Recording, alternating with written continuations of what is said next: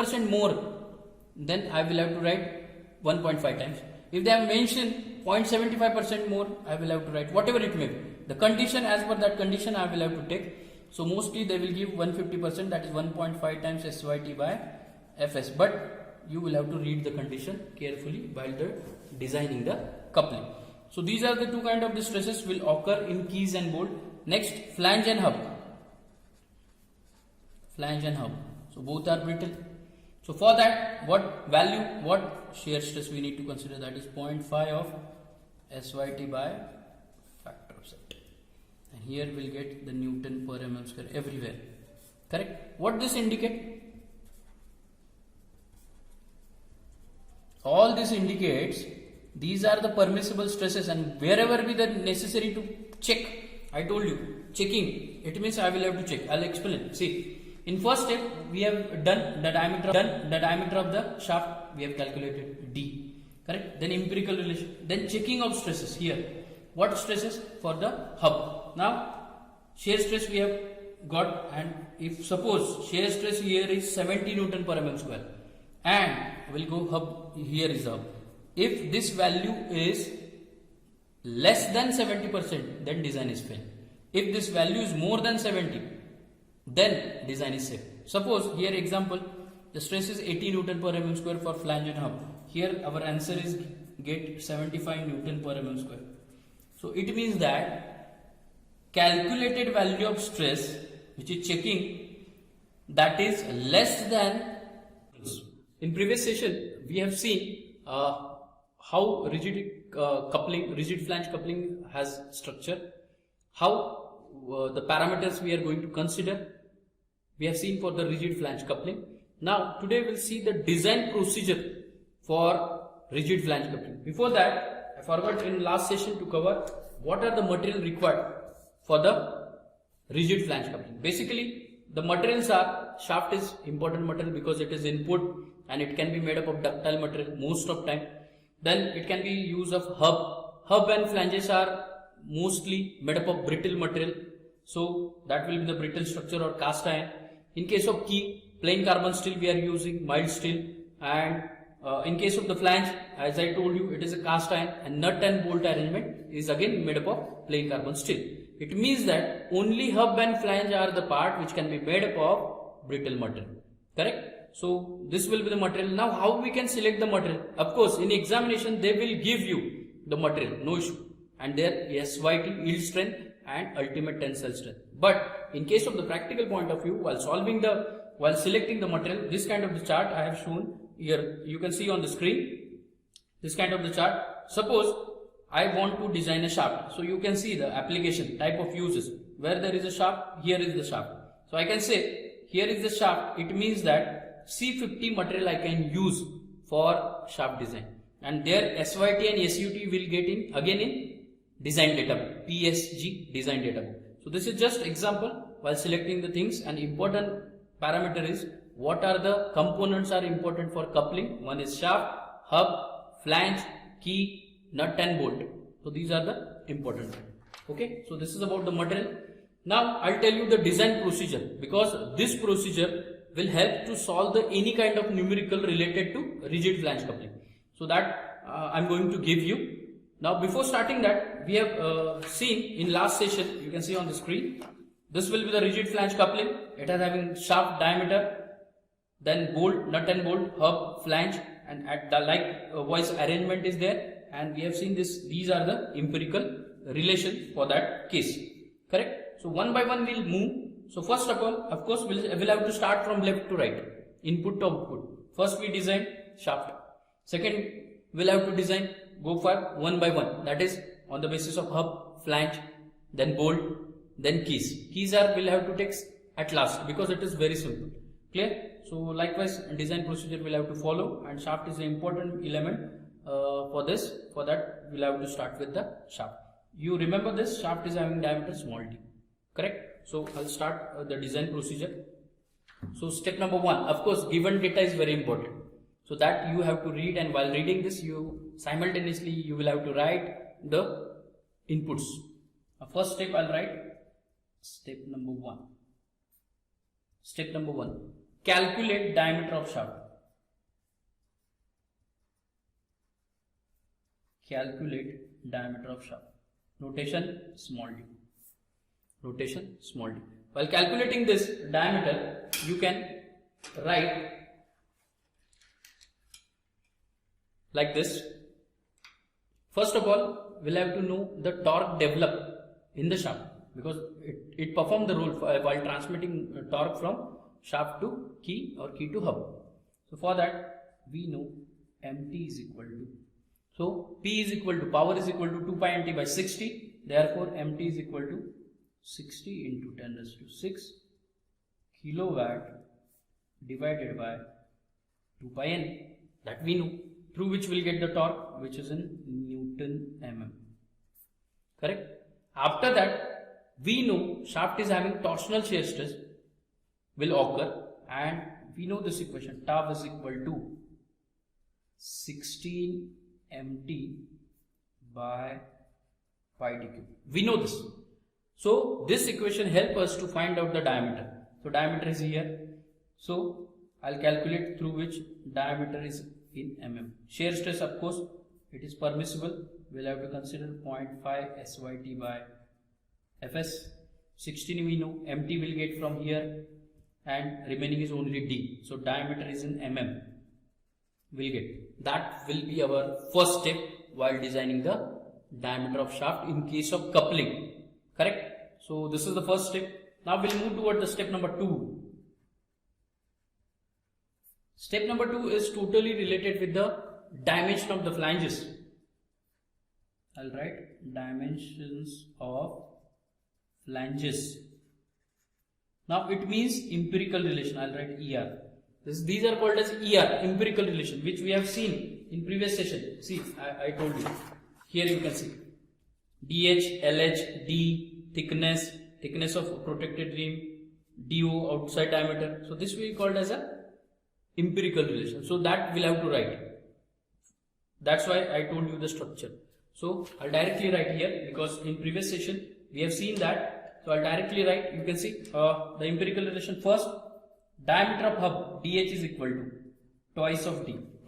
Correct? This will be the first thing. Second, LH, length of hub 1.5 times D. Third, capital D, that is PCD of bolt, that is in terms of 3D. Then thickness of flange, it is 0.5 times D. Then T1, thickness of protected rim, 0.25 times D. Then DR, diameter of spigot and races, 1.5 times D. 1.5 times D. And DO is nothing but final outside diameter, that is 4D plus 2T1. So these are called as an empirical relation, which are important for designing, and these we called as a dimension of the flanges. After completion of the numerical, we are going to write the numerical and we are going to draw the numerical parameters which we have calculated. In that we will have to write that values in diagram. Correct? This will be the step number 2. Now we'll move towards step number 3.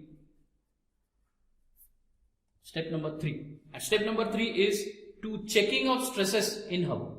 Very important. Checking of stresses in hub.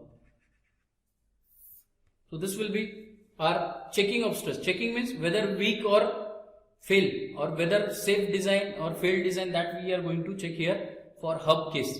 Correct? For hub case. So as we know, we can write tau is equal to, because hub is situated, see, hub is situated here, this portion, this is hub, this is hub. So for hub, we'll have to consider the torsional shear stress.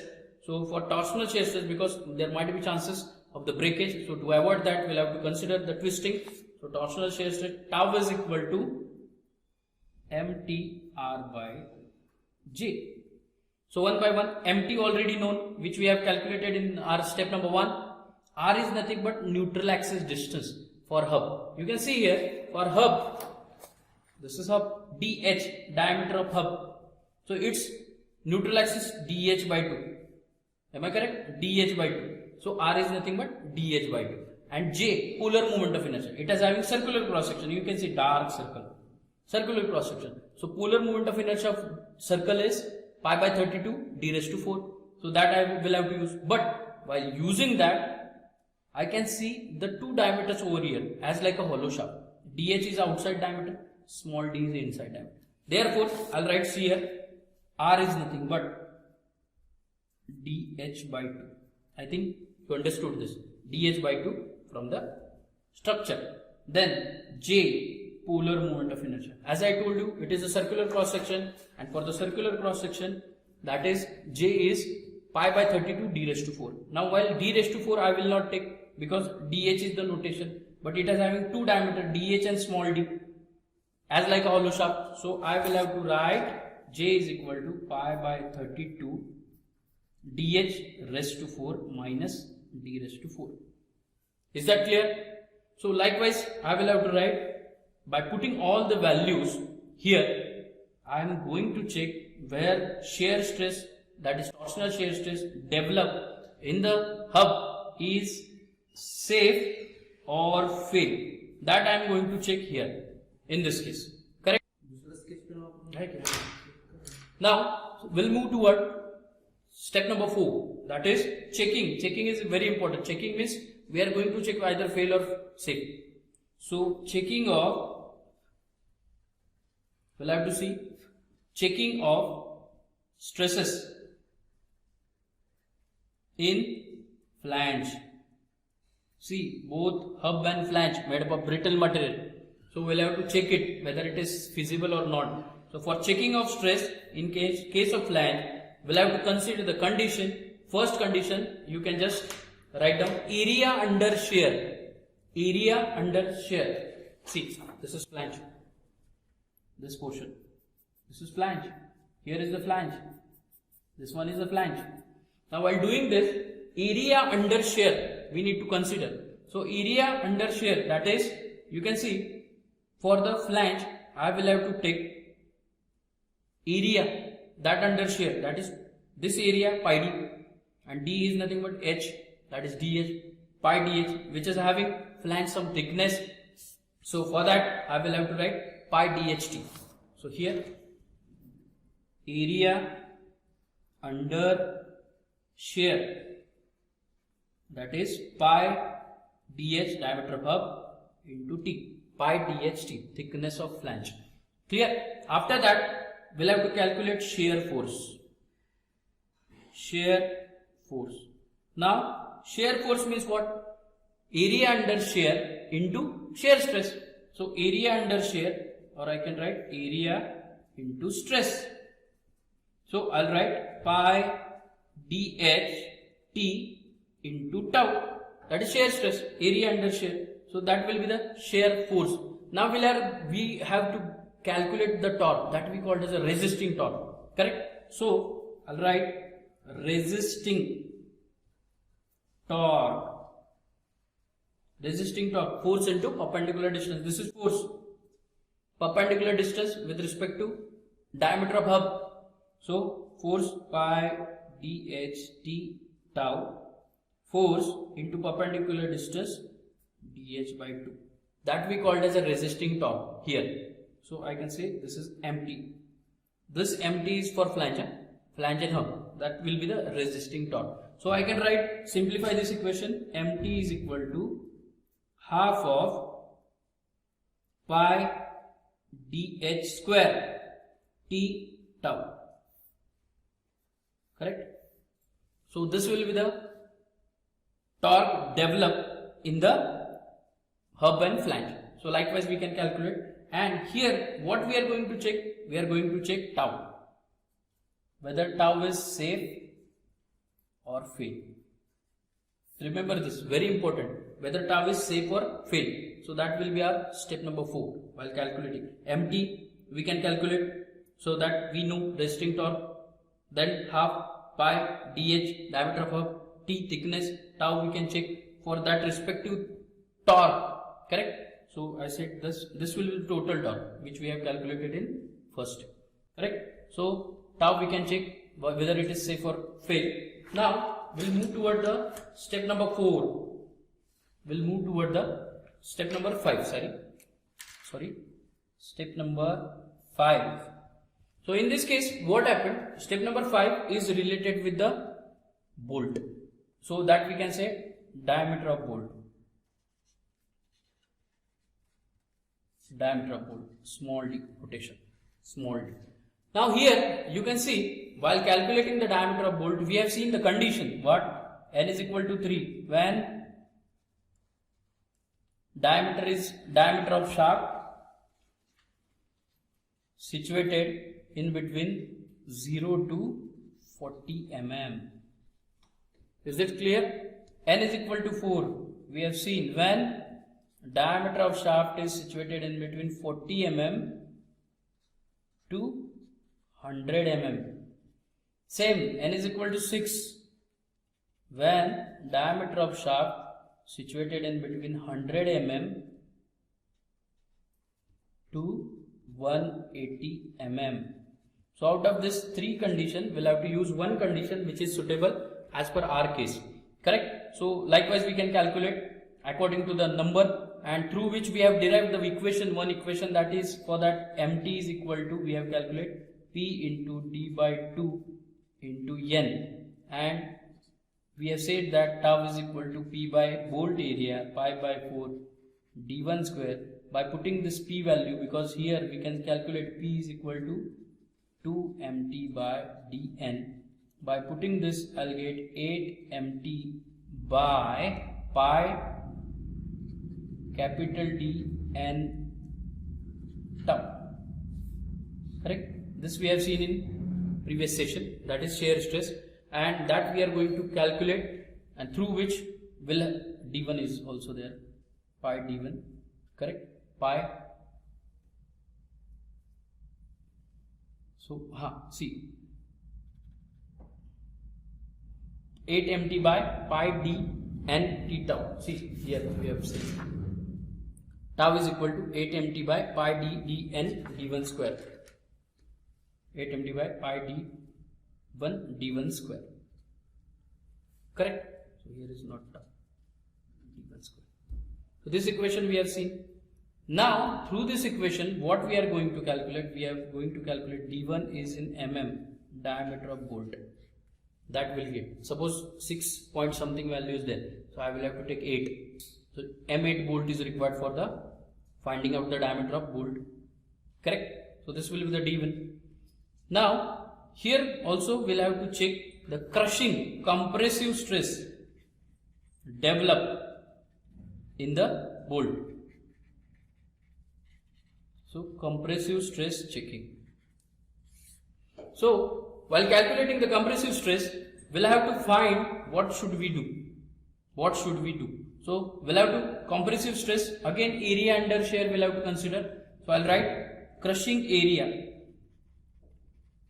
Crushing area is equal to, so that is D1 into T, diameter of bolt with respect to its thickness, crushing area of bolt. Now we'll have to calculate crushing area of all bolt. All bolt, N is number of bolt, D1 T, all bolt. This is area. Now we'll have to calculate crushing force. Area is there. We'll have to calculate crushing force. Crushing force. So it is area into stress, N D1 T into, that is crushing stress, sigma C. Now we'll have to calculate the resisting torque here also. So torque is nothing but force into perpendicular distance.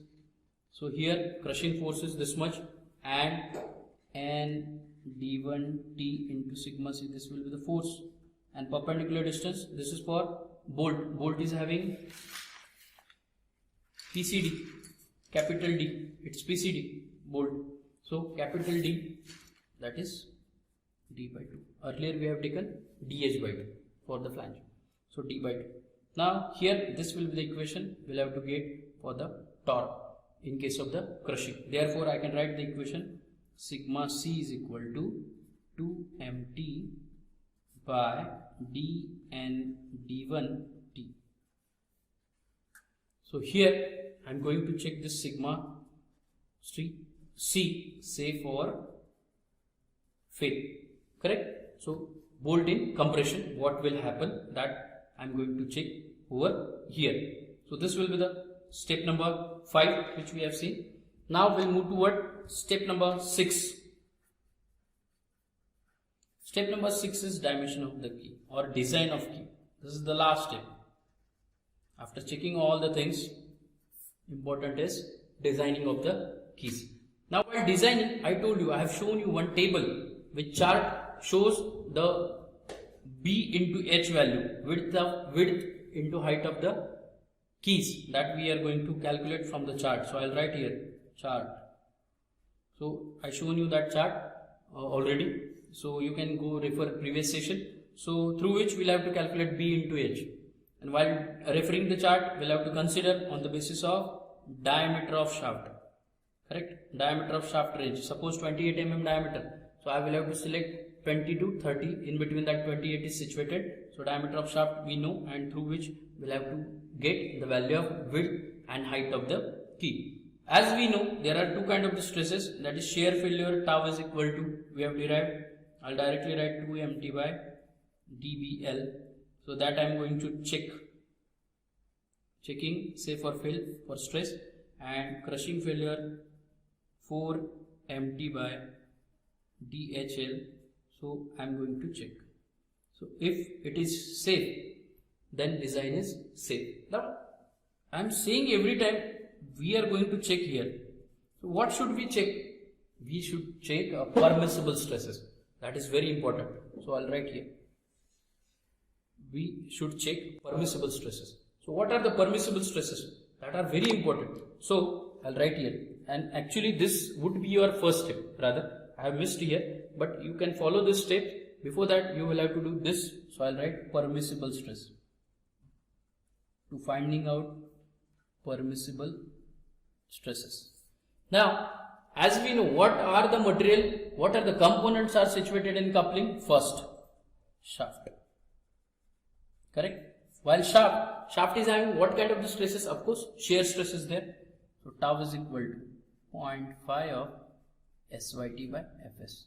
So here is the answer we'll get in Newton per mm square. That is permissible stress for respective shaft material. Clear? Second, keys and bolt, because both are ductile. Keys and bolts, second component. So here, as we know, keys are having two kind of the stresses. One is torsional and second one is crushing. So same I will have to follow. Tau is equal to 0.5 of SYT by a factor of 70. And for crushing, SYC divided by factor of 70. SYC means yield strength in compression. If they have mentioned